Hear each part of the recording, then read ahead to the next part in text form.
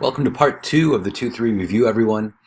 We left off by turning diamond into a way to critique for sustainability. And we applied this nice list of things, there are some up here as well, to Ozymandias. Let's now try to do this as well to a few things that we've read before, just for, let's call it fun.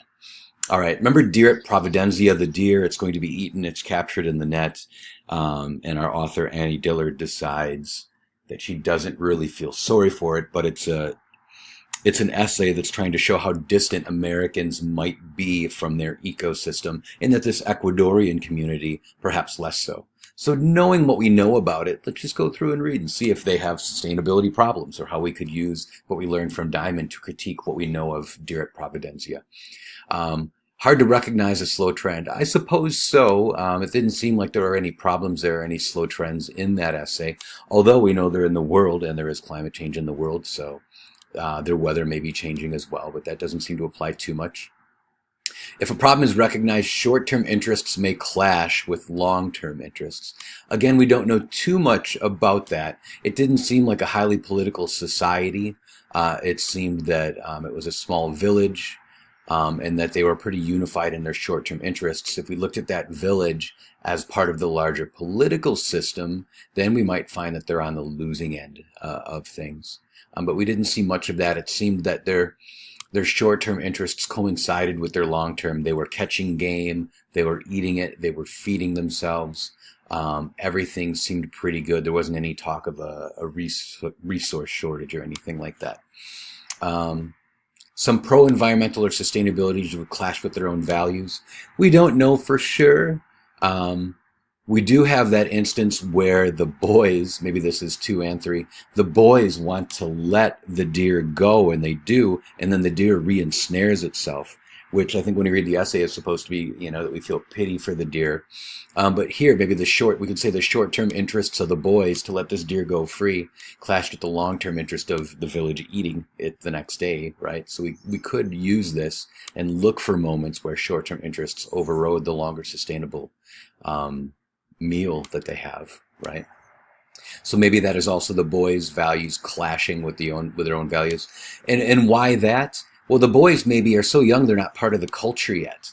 And they're not worried about feeding themselves. Kids don't think about that. Parents make food, not kids, right? And so we could see where the kids might be representative of short-term interests away from the culture. And so 2 and 3 might be applied to the boys in that essay. It would be an interesting way to read the boys, I think, and have something to say about them in the story. We have to balance the environment against human needs. We see very much, excuse me, that the deer, the human need is to let the deer go from the American vantage point, and they keep the deer, so they are probably in balance. The human need is to eat, but that is also an ecosystem value. And so I think that we can reaffirm what this essay is, that this is a fairly sustainable society, and that other human needs have not overridden the basic need of keeping this deer. We can trust in technology to solve our problems. There wasn't a lot of technology in that story, although it is a commentary on modern American life and how technology distances us from the ecosystem. So in that way, we can see how this applies, right? The technology is getting in the way of understanding that we do need to sometimes eat animals as part of a functional ecosystem, right? And for our own survival, sustainability, at least in the Ecuadorian jungle. There wasn't much on number 3, and we can take a look through and see if there's anything from 4 through 7 that you would like to apply. But again, you can see how if I wanted to write this up as a short essay, I'd have a pretty easy time. I went through and actually found some things that connected this. Mainly the boys were pretty interesting to me, and it helped me solve that. And some of this comments again on American distance from the ecosystem, and that this society was not distant. And that's one way to read this essay, and sustainability would help give us that interpretation. So there's Diamond as a way to interpret Dillard, Deer at Providencia. Let's move on to the Water is a Human Right essay. So again here, this essay is included because we're building ways to read for sustainability. Now we're tackling water rather than societal collapse, right? But we're right in the middle of resources. So this essay opens up, I won't go through all of it, but it opens up by saying the U.S. doesn't guarantee clean water as a right. The best case scenario is in California law. It's a right, but it's not up to the government to provide it. Well, then who should? So you can see we're thrown right into the middle of politics and protections and rights, and that this is a part of sustainability too. So we are back to social justice. Some people will win and some people will lose. Some people with money and power will likely have easier access to resources as they are when there are shortages, and other people with less money and less political power will not get those things. And so we can see that actually even in our own country, we haven't answered the water question. We have to pay for food. We have to pay for land. We've never had to pay for water other than your municipal tab. But that day may arrive in our lifetimes. And actually, if we look at the Coca-Cola ads, we can see that water can be owned in other countries, and that there's a political battle and corporate battle over it. So we may not be too far from that in our own country. Also, we're reading this because, as I've pointed out, the water knife deals with water and water rights. And so all the things we're learning in this essay are ways to think about the final novel that we'll read in this course. On the international scene, the United Nations voted for water as a human right, but countries must only do their best. Well, who's going to judge and enforce this? The United Nations doesn't have a lot of teeth to tell countries what to do. The international organizations don't have much power typically. A few facts here to show where we are with water. And then there's negative and positive rights. A lot of rights in the United States are negative, things the government can't do to us, but we also need positive rights. It's unclear if water is a positive right. So here's big picture what we're thinking of. Is water a human right? Who's going to protect it, ensuring that all people have it? Is it the government? Which type of government, right? Is it international? Is it a private corporation? They get to own the water and sell it to us, and that fulfills our rights in the way that I suppose we have the right to food by buying it from the grocery store if we have the money, right?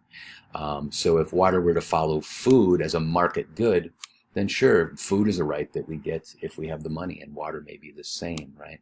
Right now, water and food are different. One is a commercial enterprise and one is guaranteed by the city through tap water, right? But that could change. Should water be free? It can be a right, but still available for sale, as I just pointed out. You can think of Coca-Cola in that small Mexican town. Should it be affordable for everyone? How much should it cost? How much do you get to waste?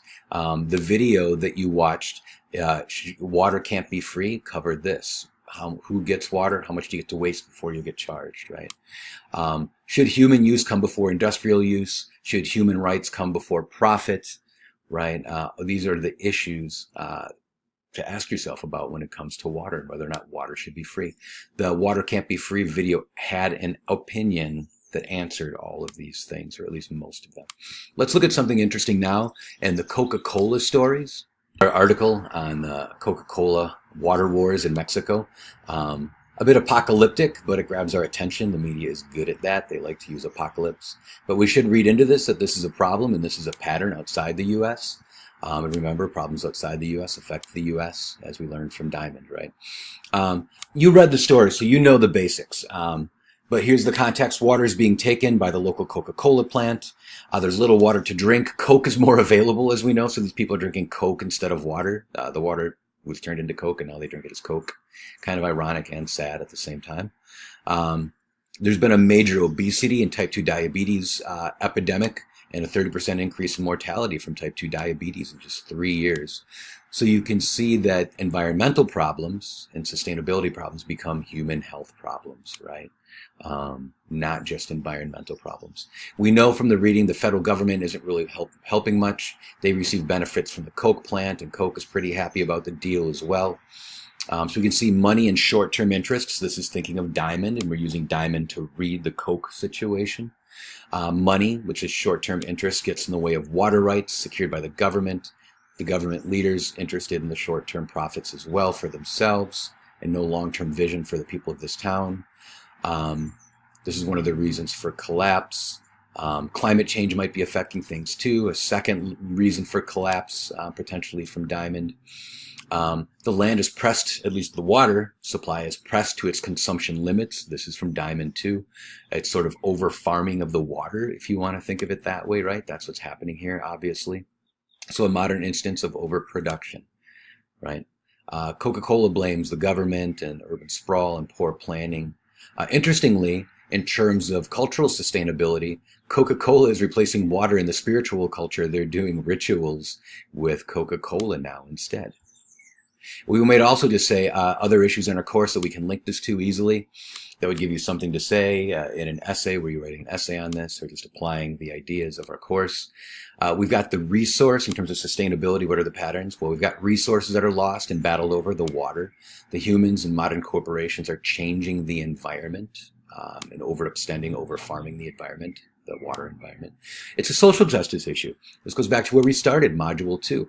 These people are rural, brown-skinned, don't have a lot of money or political power, and are not treated as equals by either Coca-Cola or by the Mexican government.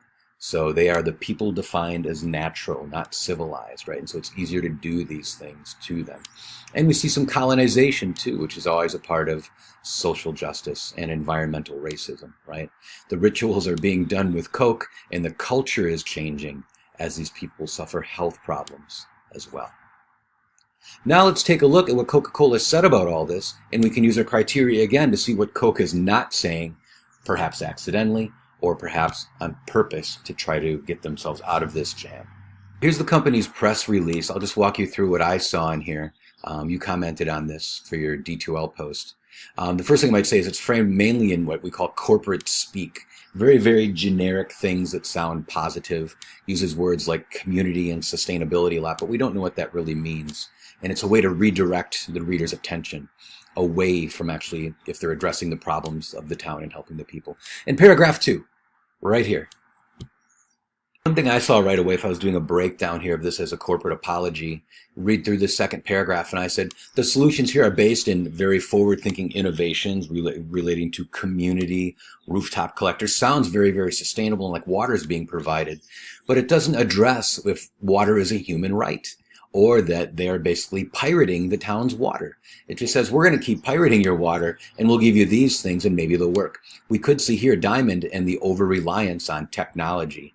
You know, hey, you poor people, we stole your water, and now we're going to give you this new technology that maybe won't work as well as the river, the water that we're taking, right? So an over-reliance on technology here. So we see Diamond and other ideas, of course, right there. Paragraph 3, justification for, here's a justification for taking the water. It's economic. Hey, we pay a fair rate. It's a commodity. It's a good. Water is not a human right in this case, right? It's something that can be bought and sold, and it doesn't belong to these people in the town in the first place. The government allows for it. What we're doing is fair. We're following the laws because water is not yet a human right, right? If water were a human right, then there'd be some legal action to take potentially. So we can see how Coke is framing this. They're framing it as a commercial good, and they're using an economic argument rather than a human rights argument to avoid the human rights issue that they're pirating the water, right? And so we can see that. Paragraph 4. They've now kind of changed the discussion. We also agree too much sugar isn't good for anyone. So they talk about what's going on around the world. So they're redirecting our attention away from the town, even though they mentioned Mexico, but they don't actually mention the town, do they? So great, they're doing something with sugar, but that doesn't actually address what they've done to this town, which is give them a type 2 diabetes epidemic, right? And so they're replacing the local problems and complaints, and they're not addressing it with an apology. They're going global and saying, Coke is such a good company across the world. We're changing and we're getting better at this. And so the issue of sugar is there kind of, but it's not the town's issue with sugar, which would address their increased mortality rate. Rather, this again makes Coke look really, really nice in the overall scheme of things, like they're making positive changes, right? And the last couple things we see here are the same. Basically all the nice things they're doing, the belief in technology and things that sound sustainable that do not address, in many ways, the town's problems, right? So this isn't much an apology as much as it is a redirecting of our attention mildly based upon the issue of water and sugar. Last thing I'll have a chance to talk about in this video, and you can look through my notes for the rest of the readings, is the should water be free video. He makes a great argument. Water should not be free for industrial use, and this is what you want to know. This is what he's saying. All people should be guaranteed a certain allotment of water to support human life, and after that, there must be a charge. One thing that doesn't come up and he doesn't answer is who gets the money? The government, private corporations? Does it get given back to citizens? Who knows? What is water worth? What about rich people who can afford to pay more, right? If it's a commercial good, as it is in Coke here, rather than a human right. The wealthy and industry can afford to pay for extra water and still take it all. And so you can see there's some things that it doesn't cover. It's a great idea he's got there that water can't be free, and it is a human right, but there's a lot of unanswered questions. And these are the type of things we can look for in future readings.